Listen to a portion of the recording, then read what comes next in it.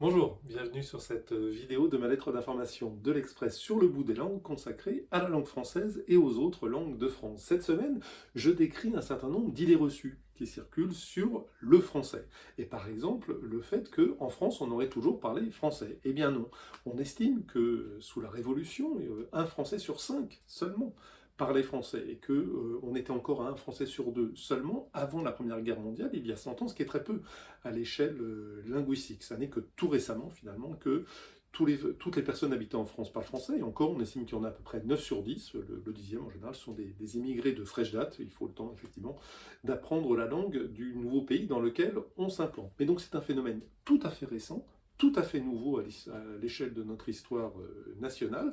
Fondamentalement, la France est un pays multilingue, où l'on parlait plusieurs langues latines, le corse, le catalan, le picard, d'autres, une langue celtique, le breton, des langues germaniques comme l'alsacien, et je ne parle pas de l'outre-mer, et du basque, qui vient encore d'autres origines. Donc non, la France est un pays fondamentalement multilingue et on n'a pas du tout toujours parlé français en France. Deuxième idée reçue, le français serait la langue de la liberté. Pourquoi? Parce que c'est la langue de la Révolution française et de la Déclaration des droits de l'homme et du citoyen. Alors ça c'est vrai, mais c'était aussi le français la langue de l'Ancien Régime. Et donc c'était la langue de l'absolutisme et du pouvoir de la monarchie absolue.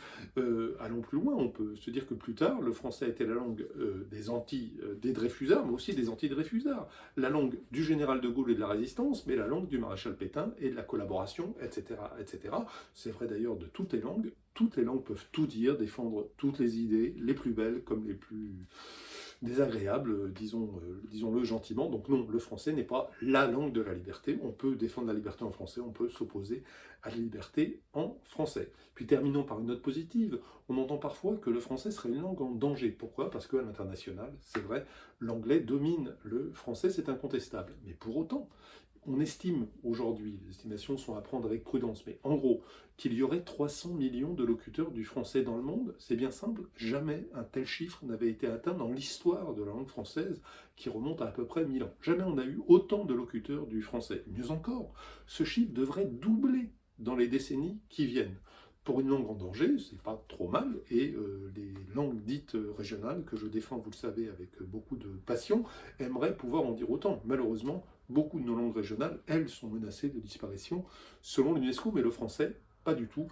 Le français est en grande forme, le français va se développer, le français va gagner de locuteurs, notamment en Afrique et ailleurs, et cela, c'est plutôt une très bonne nouvelle pour notre langue nationale. Voilà.